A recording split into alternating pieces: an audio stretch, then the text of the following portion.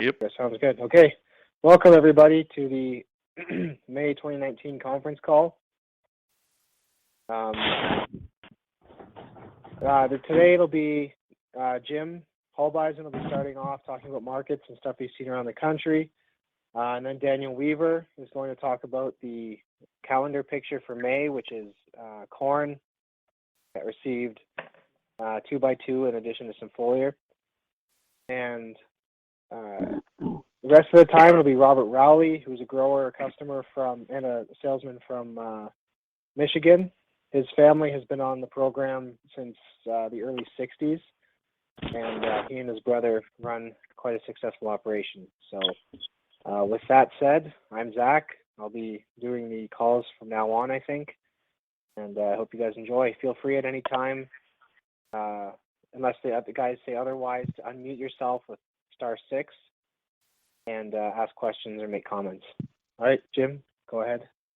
Okay. Thank you, Zach. I'm Jim Holbeisen, and I get the opportunity to lead off a little bit. Here in the office, we get a number of calls where guys are just kind of trying to figure out what's happening out, in North America. They know that we're getting calls from all over North America, so they want to try to make a guesstimation on this market. And right now, there's not too many people that are very happy what's happened with the corn and bean market. We took another big hit today, and the market is basically saying it's related to the Trump tariffs, the negotiation that they felt last weekend was going very well, and that the Chinese would come in here this week and we'd have a deal struck. Well, then on Sunday night, Trump came back and said that he was ready to raise the tariff on the goods that are in place now against the Chinese from 10% to 25%. And some of the outside market literature that I've been reading, they're basically saying, the insiders, that the Chinese have reneged on a lot of the PowerPoints that have been part of the negotiation, that they came back with a list of things that they were going to follow, and they were nothing like what was agreed upon initially. And once Trump got this figured out, that's when he basically told them that, he's going to move to the 25% tariff if they don't play ball with us. And the Chinese are basically saying that this is not acceptable as far as they're concerned. And it's kind of interesting. The Ag Web had a gentleman on that grew up in China that's now a advisor for them economically and then in foreign trade, and he said the Chinese are quite confused by what's happening, because in the past their take on American politicians were that what they said in the election cycles are not what they actually did in reality. And see, this guy has come along and changed that completely, and they're a little confused, and they're lashing back at it. So again, the market today with the dip, I think these traders are basically running for the door because they're afraid that nothing will go in place, and that the tariffs will go up to 25%. That's supposed to occur at midnight tonight, and so they never want to be in a unsold position when the market drops. So that's why they were selling like crazy today. And see, I think a lot of the speculation that we've seen in agriculture since the big run up in corn back in 12 has all evaporated. So the speculative people are looking at other things to speculate on, and the American economy has really taken off. It's strong. They're looking at this new infrastructure money, and so I think the gamblers in the market are basically in the stock market at this point, which is, it's going to hurt commodities. And it's just not agricultural commodities. All other commodities are being hurt by it too. But, guys are asking, with the problems we've got, with the weather, why we're not seeing any response to that. I just think it's can't be enough to overcome the negativity. They're basically with the report, the WASAID report that comes out tomorrow. They're saying that the carry on beans is going to be monumental, and so that's going to really put the damper on any, any up move as far as soybeans are concerned. And the damage is really out there. I mean, all our contacts around North America, particularly, the Nebraska, Iowa, and then our other areas, it's wet. It's just that simple. Daniel's going to have a little bit different take down there. Now, they were wet last winter when I was down working with Daniel in December. But since that time, I've talked to several of our clients down there, and they've been able to make some decent progress. And Daniel will be able to expand on that. But the rest of the area that we service in North America is wet. Talking with David Armstrong in Iowa, and our semi-driver today found out he got on some roads in Iowa that were just not the best whatsoever. And Dave has said that's been a big problem because they are so wet. The bases on those gravel roads just can't take the kind of moisture they've had to deal with as the frost has come out of the ground. It's so wet that they haven't been able to settle it back down again. And see, that's pretty well what everybody's telling me that we're working with. Now, we've got some areas of Ohio here where they're on non-glaciated land that has gravel underlay. They're getting some farming done, but we've got some areas that they just haven't turned the wheel at all. You look at Illinois, they've only got 10% planted, and they're usually at 65% this time of year. So, and I talked with our Illinois people here this week, and they said they're dead in the water. There's nothing happening. So again, the damage is out there, but again, the negativity in the market, with the carry and a lot of these guys blame the tariffs, but I still say the speculation is not in the commodities now with the strength of the American economy. So until we can show something that entices those speculators to get back into agricultural commodities, I think we're pretty well, our up moves are going to be tempered quite considerably. And see, I think that's what I just talked to a guy today that said, man, I was hoping for 850 beans, and he said it ain't even going to get close to that. And see, our whole shooting points have changed quite dramatically here, even within a year, because there were some $10 beans last spring, and we're not even going to be in that ballpark this year. So again, I think guys have just got to start being more realistic with themselves. And if you do get any kind of up move after what happens tonight, you better look that over, because there's just a lot of material out there, and there's a lot of negativity, and it's always been inverted. When the stock market's strong, commodities they get hammered. And that's basically where we're at now. The stock market has come down the last couple of days on this this tariff speculation thing, but again, the overall economy is relatively strong. And if this, with the Democrats meeting with Trump for this infrastructure bill, if they get that thing put together here, in the near future, before we get into the politics of the next election, I think you'll see. Things will be rolling along pretty good outside of agriculture. So we're not going to get any speculative help out of that. The other thing is what we're seeing is guys are nibbling away on the product.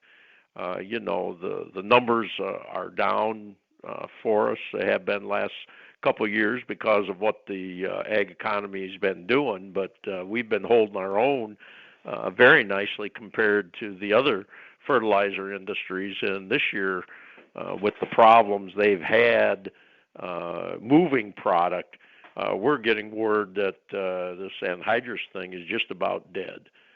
When they had the problem up there around the Chicago area when that anhydrous tank was supposedly leaking, and they got some heavy odors into some suburbia housing projects. This is just the type of thing I think the federal government is looking for to get rid of anhydrous. They've had them on the chopping block regulatory-wise for a while now, but nothing has really happened. I think something like that is just going to give it more impetus. And see, this idea that you need all this nitrogen to grow corn.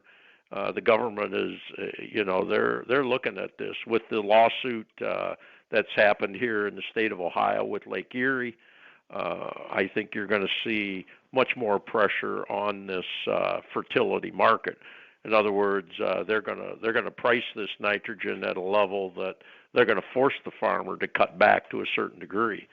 And a lot of the literature you're reading, they're telling guys that they've got to start looking at the other sources of nitrogen to replace anhydrous, which I think is a pretty well confirmation that they're going to regulate it out of existence. When that happens, I think what you're going to see is things like urea and 28 or 32 or 30. Ammonium sulfate, I think those prices are going to escalate pretty significantly. And see, they'll achieve the goal that they're looking for is to get the farmer to cut back.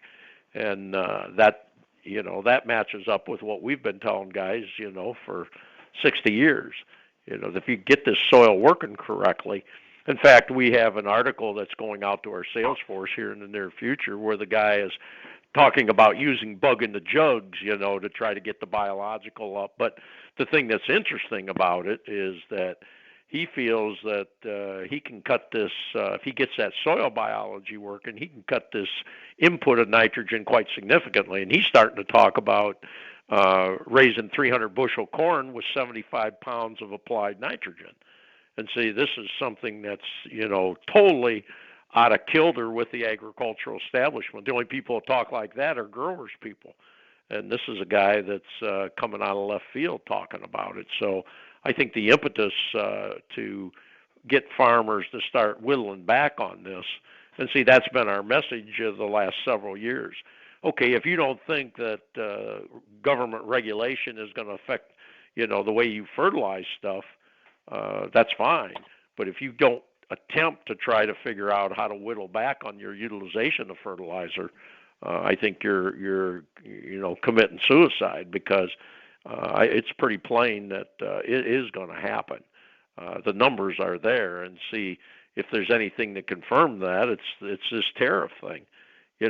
Agriculture is disproportionately getting hammered by this thing, and why do they not care? Because of numbers.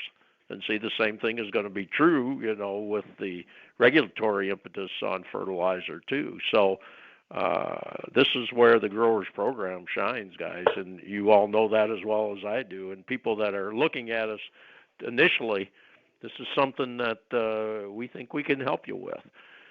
If you got a lot of rented ground, the idea of getting the calcium on where it belongs, okay, that's one thing. But this targeting the fertility and getting it in the row, getting the balance of the micronutrients in there to try to give more vigor to the seed coming up, we think that has tremendous possibilities. And right away, the gentleman from Wisconsin had customers that are doing their nutrient management plans. And they were calling our salesman saying, hey, the guy writing this plan says this can't be. We're not using enough fertilizer to get the kind of production we're getting. And so they thought they made a mistake on calculating it. So we went through the calculations, and they were dead on. And see, that idea that you can cut that level back and still be very successful with yield is just foreign to them because it's the unit in, unit out idea. And then you're going to measure that unit in with the soil test, which, that's very suspect in its validity. So, again, I think the whole idea of how we're going to approach this nutrient management is going to be the grower's approach. And guys that control the land, once they get the calcium in there, then they can really start whittling this thing back to where they've got a lot of wiggle room on that thing. And see, the only thing that you got to be a little careful of is when you start getting that calcium on, the nutrient levels start to become more available as far as the soil test is concerned. So you got to keep an eye on that too, so that particularly the phosphorus is going to be the driving mechanism. Our people in the Delmarva Peninsula, eastern shore of Maryland, are seeing that if they get these phosphorus levels high enough, they're basically shutting off all fertilizer at that point. Well, particularly the phosphorus fertilizer. And see that as far as roast starting is concerned, that's a real critical one, especially with the type of environment we got this year. This wet, cold environment, man, you've got to get that phosphorus close to that seed because really that's your driving mechanism to get your elements into the seed or get the biological functioning to help get the nutrients into the seed. And see if they jerk that away from you, that's going to make it a lot tougher. You're going to have to make sure that you get it planted in a warmer soil. And as guys get bigger, this is going to be much more challenging. So you have to try to control that phos level in that soil. And there's a lot of things you can do from sampling standpoint and this type of thing to help yourself with that. There's subtle things that aren't, it's not a problem thing. You just got to understand how the soil test works, and then you can make some adjustments that give you some help with that. And see, that's part of the thing that we try to do with our educational program here at Growers is help guys, with those types of things to make them more efficient and help them deal with regulation because it's an issue. It's a big issue. So at this point, I just think, guys, this market thing, like the gentleman from Wisconsin, I told him, I said, hey, you're just gonna have to look at the your target points differently because there's going to be and that report tomorrow is if that bean number of what the carry is going to be gets up there fairly high. That's going to really keep a lid on things. Corn has more potential, and there's still some struggling with it because if you look at the soil moisture data, the last time we had trouble with this was in 13, but we were coming out of the 2012 drought, so there was still a high percentage of soils that were in a drought mode. Whereas right now there are hardly any soils in the U.S. that are in drought mode, and I'm sure that's true up in Ontario also. So again, with this excess moisture, getting to the field is going to be a much bigger challenge than what it was back in 13, and that was the last time we had the highest prevented acres planting that had ever occurred. So we'll just have to see where that goes at this point. So if anybody's got any questions, you can star 6. Most guys are nodding off there. You're eating a sandwich, one or the other. David does both. So if there aren't any questions, Zach, I'm going to let you take control of it at this point. If anybody else wants any comments, they just got to let me know. I've got a question, Jim. Sure. Have you read anything about what they think the mass swine death from ASF is going to do to global soybean demand? Run that by me again, Zach. What? Have you read at all or seen anything about what they? So there's massive swine death in China, right, from ASF. Oh yeah. No. And what that's doing to global soybean demand. Yeah, it's going to hurt it dramatically. It's going to be that the swine flu or swine fever, whatever, the African swine flu, I guess is what it's called. It's going to help the U.S. hog farmer. Now the tariff on hogs is monumental, but the Chinese have made a commitment to the people to raise their standard of living, and that includes food right away. Now, we've got several beef guys that are having some nice success with some certain tactics on buying calves and getting them a little bit heavier. And there are some people thinking that the total protein complex is going to benefit from that. I'm a little concerned about that. I don't think the Chinese are going to step up the beef, but they definitely have to keep the pork thing going. And my understanding of it is that to get that cleaned up to where they can start in again is going to be a fairly big lag time on that. And see, they're just not going to be buying meat meal at that point. Now, the usage of pork is still going to be fairly successful because the Chinese want to keep that in their diet. So the people that are going to supply that are going to be jacking their usage of bean meal at that point. So again, I don't feel that most of the hogs are being raised in China, and again, it's been done in smaller operations. So the control of the feed is not quite as strong as it is in these larger operations. So the larger operations are going to be not using quite as much bean meal. So I think overall the usage of bean meal will back off to a certain degree. But the demand from China is definitely going to be down. But I think some of that's going to be made up in other countries where the Chinese are going to buy because they got to buy.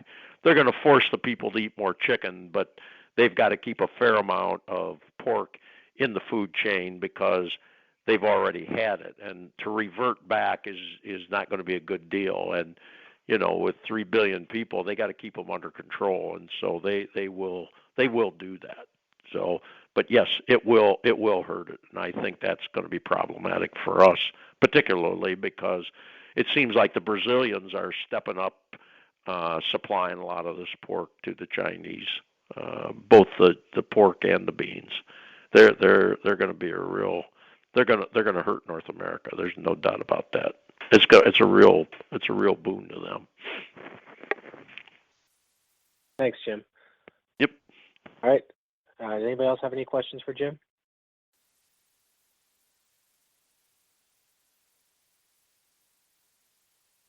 All right, then, Daniel, are you ready to go? Am I on?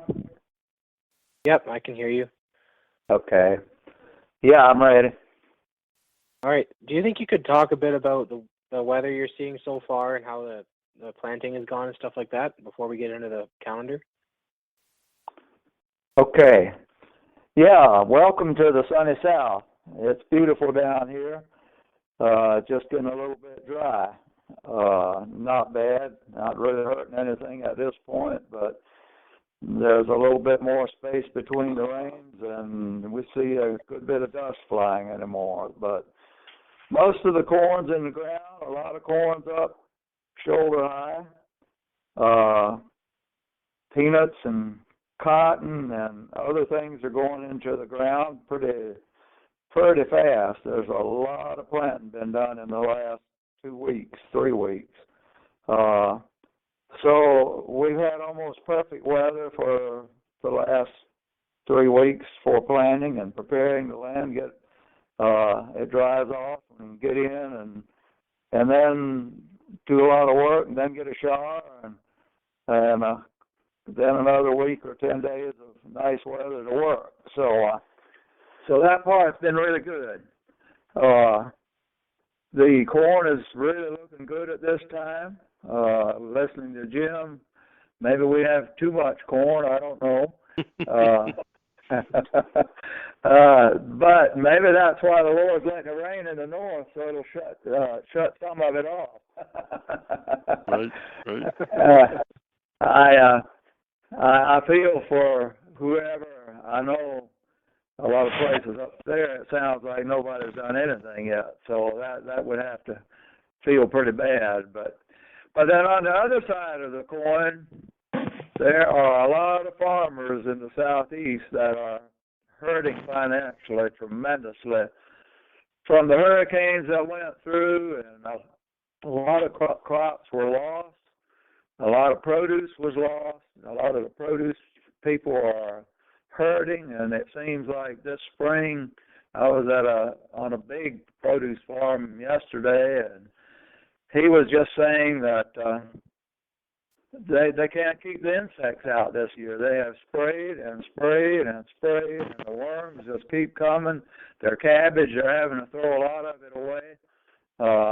We did have a wet, cool spring, and I don't know if that made that worse or what, but there is a lot of problems with that. And then like in produce, strawberries, there is a just almost universal strawberries have anthracnose disease in them, bad. I mean, some of them never picked a berry, or at least not to market a berry. But then the bright spot on that side is our customers, the ones that were 100% on our program and have their land limed and have been keeping up with everything like they're supposed to, have almost no disease, and their yields are down, but very little disease problems. And that's been amazing to me, because I have gone around to a lot of farmers that have strawberries and produce, and the ones that are not on our program are just, really, really hurting.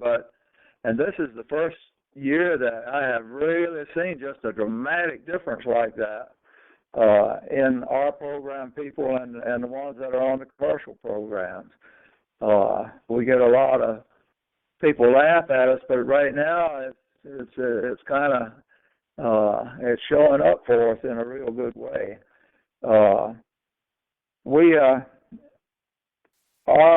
It makes a little difference in what kind of soil we have. There's a lot of red clay dirt in the south. There's also a lot of sand, but that red clay dirt is just really, really hard to work if you don't get that calcium on it. I had a guy call me last week and said, "What do we do with this? This dirt is just like a rock, and we can't get it to work up." And well, they use dolomite lime instead of calcitic lime, and they don't use much of any of it. So it makes it a really tough situation when you have that red dirt. Sand needs the lime just as, maybe not as much, but it needs it just as much, maybe not in quite as large a quantity at one time. But I have seen a lot of sandy soil go from being beach sand to having a loamy texture to it and really produce some crops. When you get that loamy texture in that sand, it will make some crops. And you don't have to have that 1 1/4 pounds of nitrogen per acre. It don't take as much nitrogen when you have the calcium up there. So that's kind of where we're at right now. We're almost more worried about getting dry right now. We're not worried because God's been very good to us. But it's nearer getting dry than it is too wet for us.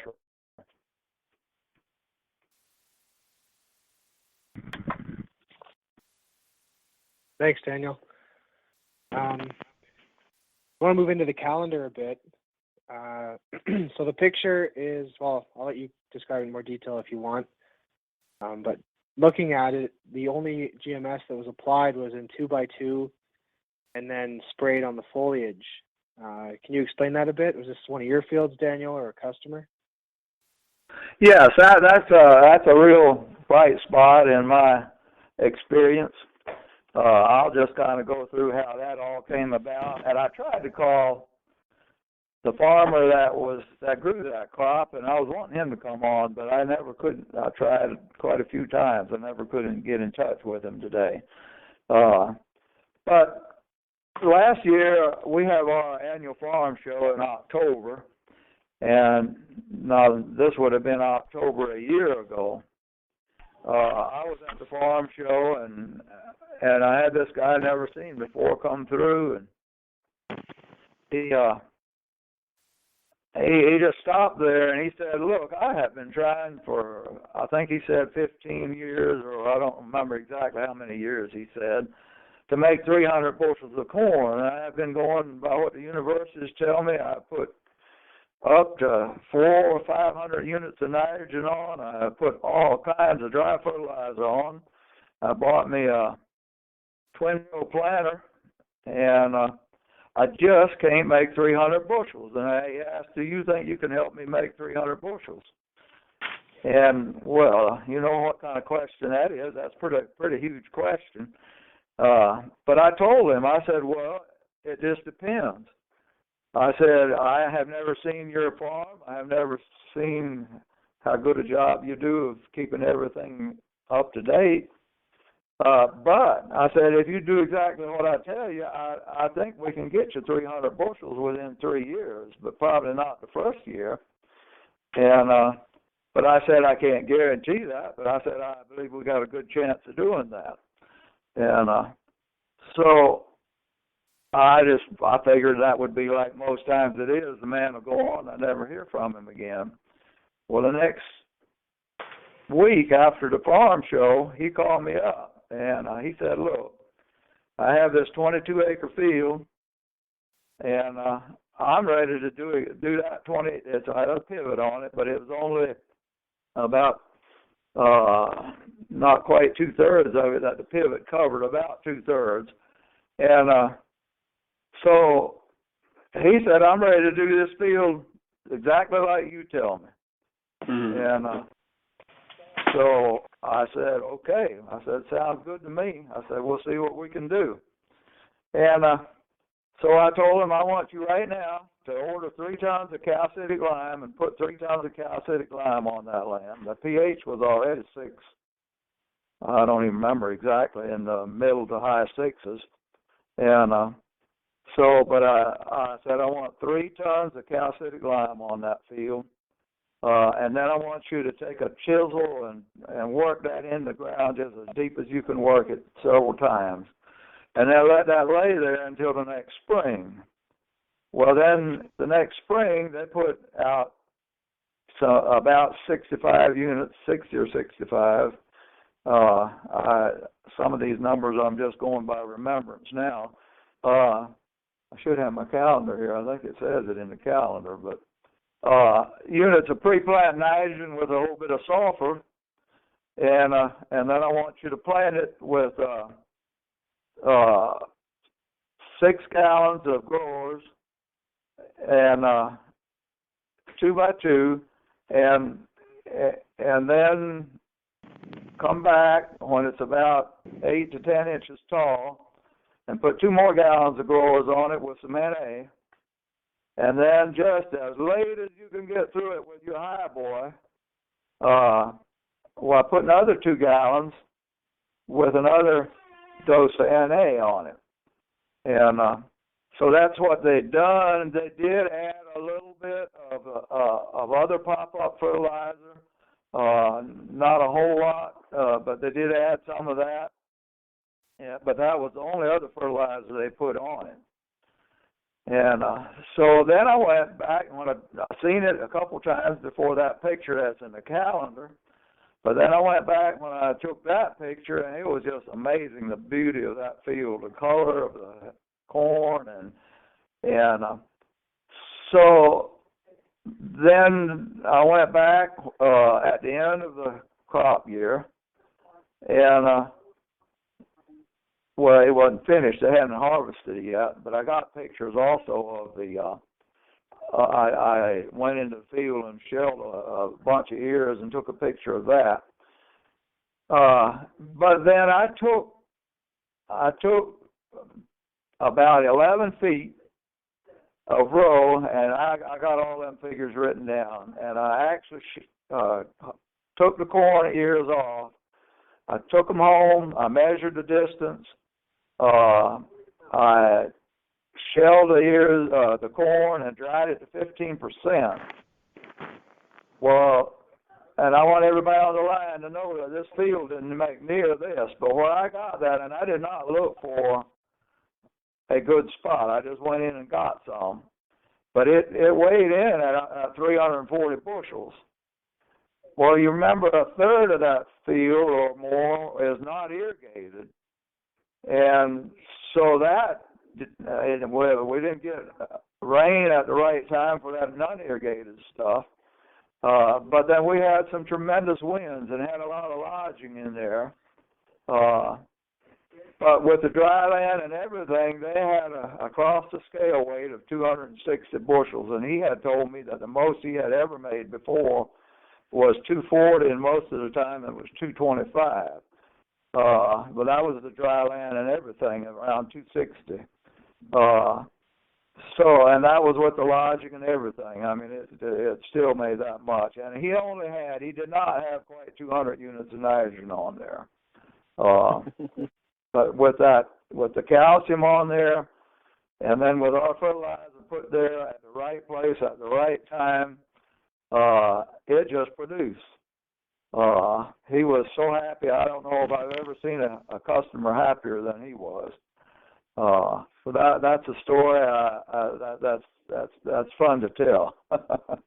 Hey Daniel, what kind of dirt did he have in there? Is that sandier soils or red clay? That was more sandy loam type stuff, and that's the kind of stuff if you get the lime on it. It was not sandy, but it was it was heavier dirt. But it was not red clay though.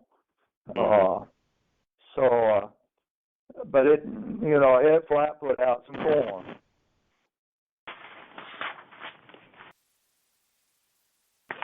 Daniel, have you recommended the 2x2 a lot to guys? How's that? Have you recommended the 2x2 at planting a lot to guys? Oh yeah, I like the 2x2. I really wish we could get a way of going 1x2, and it could be, but all the equipment is not set up for that. I like to get under the row a little bit better, but now they're coming out with some equipment that will put it under and out both sides, but a lot of that equipment is pretty close. I'm not sure. I really like that idea better, though. Why do you Daniel, recommend it as opposed to this? Oh, sorry. Go ahead. Yeah. You're having guys pull it away from the seed, though, basically, Daniel, because of the heat, correct? In the hot summertime. Now, in the early spring, a lot of them are still putting it right on the seed. But, the later crops, cotton and peanuts, no. But corn, there's still some, but it's still probably more that's 2x2 than it is right on the seed. Sure. Okay. Now, are your guys, when they do 2x2, are they putting any water with it, Daniel, or are they putting mostly straight material? Mostly with, most of them put 10 gallons of water and then 6 gallons of growers or 5 or whatever they go with. Right, okay. I like that. It seems like you get a little bit wider distribution. It's a little bit unhandy to plant that way. You got to stop often and fill up. But I like doing it that way. Mm-hmm.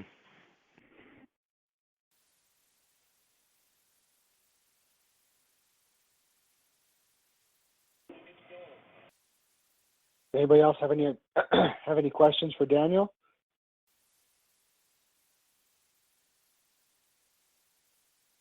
Yeah, Daniel, I'd like you to chat a little bit about your vegetable people and what you're doing as far as starter material.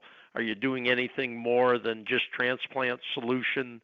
And then are they on a weekly spray program? What are your vegetable guys doing? Well, they got all kinds of them. Some of them still want to stick to the commercial way of doing it halfway, and then they use ours along with it.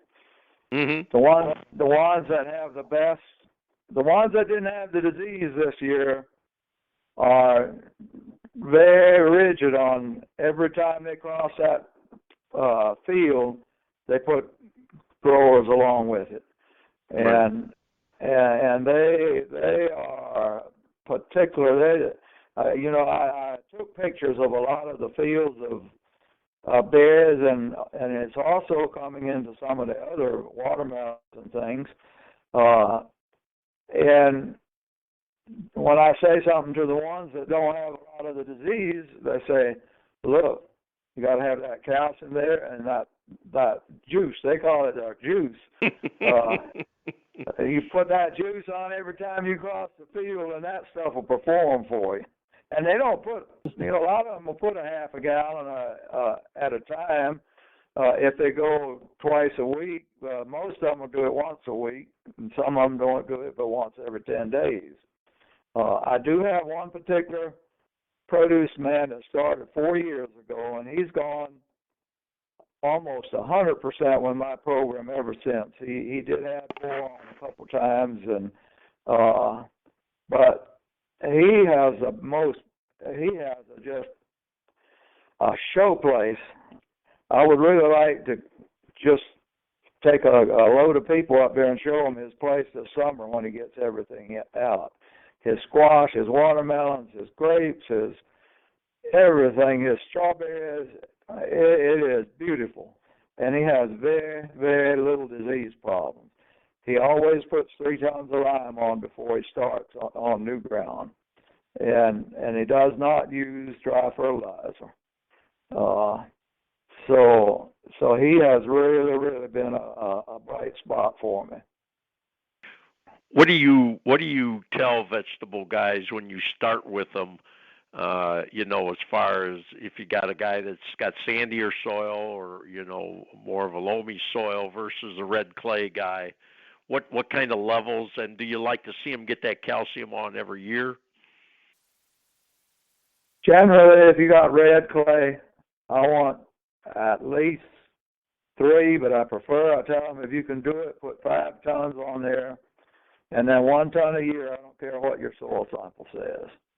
Mm-hmm. And I have the same thing with sandy soils, except I don't push for more than 3 tons at the start.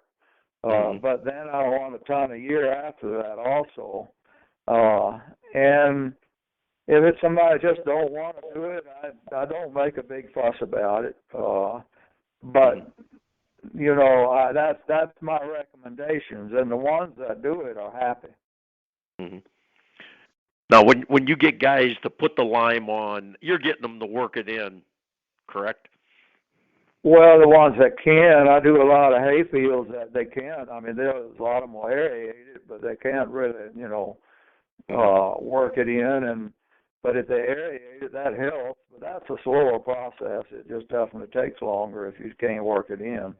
But I like that first 3 tons for sure. Get it down into the ground. That's important. I want you to talk a little bit about hay before we wrap up here, Daniel. Okay, a lot of your guys, are they raising grass hay? And how do you approach grass hay versus legume hay as far as the calcium is concerned? And then how much nitrogen do you use on grass hay if they don't have good calcium levels in the soil? How do you approach that? All right, most of them that don't have a lot of calcium in the soil and they'll cut their hay 4 to 5 times a year. And they'll put on like 80 to 90 units each cutting of nitrogen. Mm-hmm. Then, most of them put quite a bit of dry fertilizer every cutting. Mm-hmm. The ones that have a good calcium program, they're more like put, and it makes a difference too if it's irrigated or it's dry land. Irrigated stuff, I would want them to put 50 units each cutting instead of 80 to 100 if they want to get the calcium there. You'll make more pounds of hay doing that than you will punching all that nitrogen to it. You have maybe a greener plant, but it won't have as much weight to it. And it will test higher when you send it to the laboratory to do your food analysis, your feed value. It will definitely have more feed value. Alfalfa, the legumes, really do good. I like to I like to use a little gypsum on that, maybe a ton or 2 of gypsum before you plant it, and then at least 2 or 3 more tons of calcium, and then for sure a ton of calcium a year, maybe even a ton and a half. And it keeps that alfalfa coming. It makes it keep growing. Very good. Excellent. Thanks, Daniel. That was great. Yeah. Moving now to talking with Robert. Are you good to go, Robert? Can you hear me? I can hear you, yep. Okay. So, Robert, I'd like you to, your family, I know your grandfather started on the program in the early 60s. If there's anything you can say about when he started, why he started, that'd be great. And then talk about your operation today. You guys are the last dairy in your area, and I mean, that's saying We're something. in the land of the Mohicans. We've been, my grandfather started in the early 60s. I'm not exactly sure what year, or even how for that matter. It was a friend of his up by Augrays, Michigan, that got him started with the program. Then we've been on it ever since. But that's, what I could say about that. My brother Ted and I, we milk 60 cows. We're farming right around 350 acres, give or take. Most of it's owned. A little bit of rented ground. We take care of that much anyhow. Really don't know what else to explain. But you guys are so for context here, Steve Geiger and I visited Robert and his brother Ted this past Tuesday. Had quite a long conversation with them. So, Robert, I remember on Tuesday you guys farmed some pretty sandy ground. I think good testimony to your lime would be. Would you mind telling that story about the pipeline that you brought through your land? Yes. Back in 2014, Enbridge come through with a crude oil line or replacement, and the guys stripped the topsoil off and they did their work. And before they put the topsoil back on, we applied 6 ton of spent sugar beet lime, or the beet lime out of the processing plant, on before they pushed the topsoil back over. And they allowed us to work the ground before they put the topsoil back on. Then we applied 6 more ton on top of it when they got everything done leveled off. You could see a difference from the neighboring farms that they cut through, where you can the next following crop year you can visually see the poorness of the crop, where on ours you could see it just a tad for height wise in our corn, but for color wise everything was pretty consistent. We had decent yields on it. We were impressed with that. That was my late father's idea to try that, to get the lime down in the ground deep. He said it didn't cost much and it was just something different to try, and Enbridge was willing to work with us doing it. Mm-hmm. Now you told me that you guys didn't see after the first year there was no difference, right? After that, yep. Now we're back. Everything looks even keel, and some of the neighboring farms you can still see the depression, even along the roadways, where a lot of their heavier traffic and that was. There's some spots that the crops don't grow in the area where they come through. Mm-hmm. Now, I have a question for him, Zach. Have you guys always used sugar beet lime? Yes. Since I've been around, I'm 38 years old. As long as I can remember, it's always been the spent lime out of the beet plant. I know my dad and grandpa hauled lime or high cal lime out of different places over the years, but I see. Since in my remembrance, it's always been beet lime. Yeah. Now, is that local? Are you hauling that, or is somebody bringing that in for you? It's from beet processors 35 miles from us. We used to haul it. Since my dad's passed, I find it easier just to have someone truck it in. Sure. Now you're spreading it with a manure spreader? Yes and no. I did this past year. I used the Side Slinger spreader, but we got our own lime spreader. I got you. Just depending on when I get the product in, on how wet it is. If you get a bad guy running the loader, we can get some some sludge and and whatnot. So we what put do you got? Go ahead. Oh, I was gonna say we typically we're on a 3-year liming rotation on everything. Okay, that's what I wanted to know. Yeah, we're 6 ton when we go to lime everything every time. Now, are you targeting a specific crop when you do that, or just whatever you can get spread? I'd like to where I spread. I'd like to reseed for alfalfa. Mm-hmm. Okay. And then it seems to be the route I've been finding that works really good. And then, sometimes we don't get it seeded, so on and so forth, but we'll have, just to keep things rolling. I mean, I've spread enough lime in my lifetime already. It's like, well, we might as well just keep on doing it. You see results. Now, are you able to raise everything you need for feed, or do you guys have to buy any feed at all? I'll purchase some beet pulp on occasion. Okay. It's one of those things that the sugar company wants you to have you're contracted, and if you don't take it one year, you lose it. And I'm always afraid that the year that I don't take it, the following year it's going to be a drought or something, Yep. But yep. We purchased a little beet pulp in, but yeah, everything else we raise besides bean meal. Okay. Have you ever fed whole beans or your own beans at all? I tried it. I didn't I didn't get the results I wanted out of it. Yeah, I got you. By feeding the whole beans. You didn't roast them. You just fed them whole. We just fed them whole. Yeah. Okay. Yeah, we're too far out of the loop to find anybody with a roaster. I'd have to take the beans too far. Or, Sure. But we looked at buying an extruder.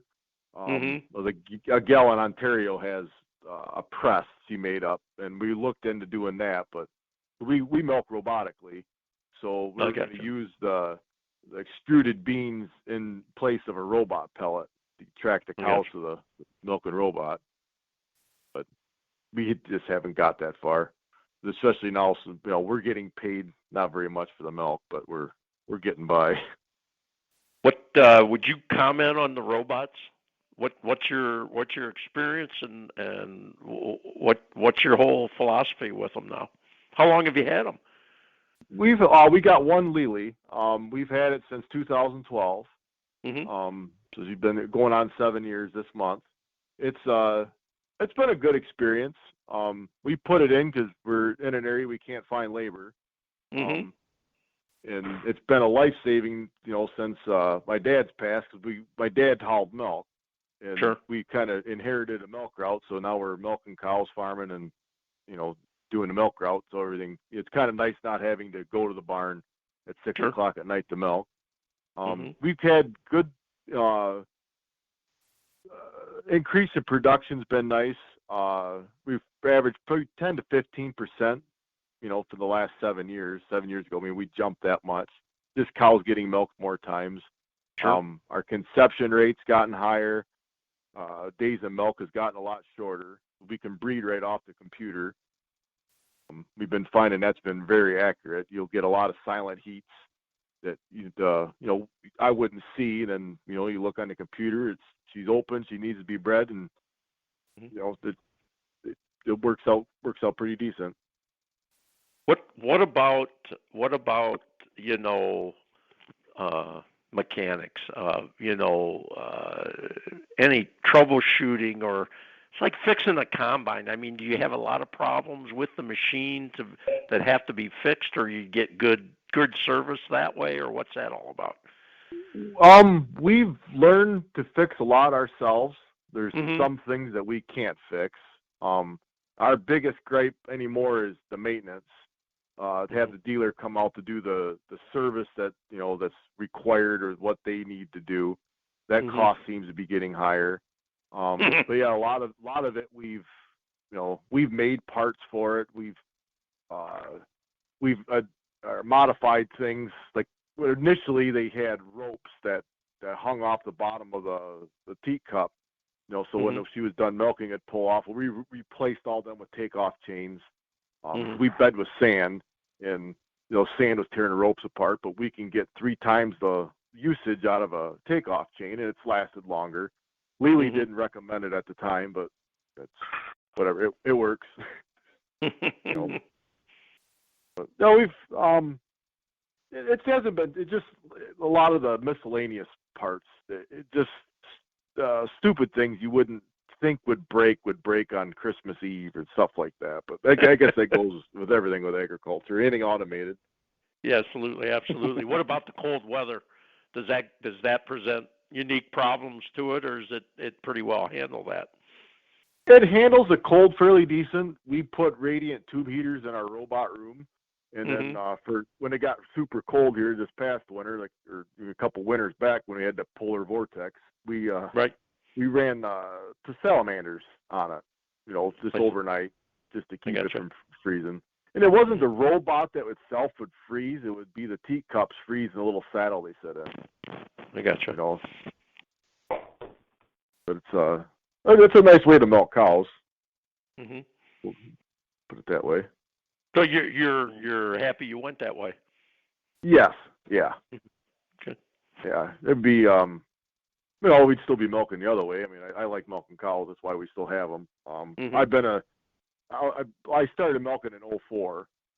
I drove the milk truck before that. My family's always had cows, but I mean, I just got my own herd in 2004. So, but I started with bucket milkers that first year, and then now we're fully automated. But like going to the space shuttle.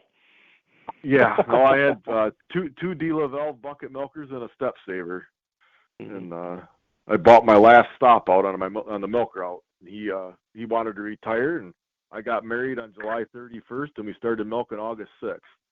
It was Short honeymoon. worked out good. Good. How long have you been bedding with sand, Robert? We've been bedding since 2012. Oh, okay. Yeah, we ran that with the robots. Yeah, you can't beat sand bedding. If the cows are laying on the beach. No, it's there's some wear items, that wear on the robot faster, but their cow health and for mastitis management, you just can't beat the sand. Well, we used to run before we had the robot. We had a composting pack. We ran the cows on it, and it worked good. I liked it. There are a lot of them out in Minnesota. We had decent success with it, but we couldn't see how we could adapt it at the time with the robots. That's when we went with free stalls and stand. Mm-hmm. Is it sand cheaper? Not. Yeah. No, we get sand at a reasonable rate, and we're sitting on 90 feet of sand here. So if the supply ever runs out, we can start mining part of our own farm if we had to. We got very too, eh? We got very high. We're sitting on a lot of sand where we're at. A lot of my dirt's not blow sand, but it's very sandy. I can't remember what number it was, but it's Macomb County septic sand is what they would call it. Mm-hmm. Right. Yeah. Okay. One last thing, Robert. You guys have a way that I've never heard of, how you get a little bit of lime into the feed in your bunker silos. Can you explain that? Oh, when we get done filling trench silos, we we tarp everything. We use a few tires to hold the corners down, and we cover the top of the plastic with the spent lime. And our thoughts were, you don't have to handle the tires, and if a little bit falls into the feed, it ain't gonna hurt nothing as long as it's a little bit. And then the excess that does come off, and if I put it in a refuse pile, it goes out in a manure spreader, so it's getting put back on the ground one way or the other. It works really well for us. I think it works better than the tires. It's more work putting the lime on the pile, but we don't have no unsightly tire piles all over the place. Actually, there's more tires on our silo anymore because we got no place to get rid of the used ones, and we use a lot of tires around here at the truck, so we pile them on. But no, that works out really well for us. Yeah, I thought that was unique when you told me that. Cool way of getting it in. Yeah, I haven't seen anybody else involved. They said there's no livestock left in our area hardly, but anybody else do that. I've seen people use sandbags and that, but we started it was just shoveling it, and we started using the end loader, putting it around the outsides and holding the plastic taunt, and it's heavy, it's extra weight. But we see we don't have much spoilage with it. Interesting. Your dad seems to have a lot of unique ways of using that lime. Say that again? I said your dad seemed to come up with a lot of unique ways to use that spent lime. Oh yeah, we used it all. Yeah, we have it. There's always a pile of lime in the driveway. It's just, we got a consistent pile. It stays. We never know when you'll need it. We just get the rest hauled in. But we've had guys mix, the high cal lime right in their silage when they put it in, in a bag or in the silo, it was 10 pounds to a ton or something like that. And basically you just feed the biological and, it kind of, everybody's afraid of it because they think it's going to adjust the pH and screw up the fermentation. But in reality, when you use the right level, that 10 pounds in a ton, you're actually feeding the biological that does the fermentation, and that can be quite beneficial. And that literature, Wilbur found that years ago, back in the 50s, was published in Farm Journal, and our guys took it and ran with it. So, what you're doing, and like you say, it falls onto the pile, that turns out to be a benefit for you, really. Yeah, it was. We didn't.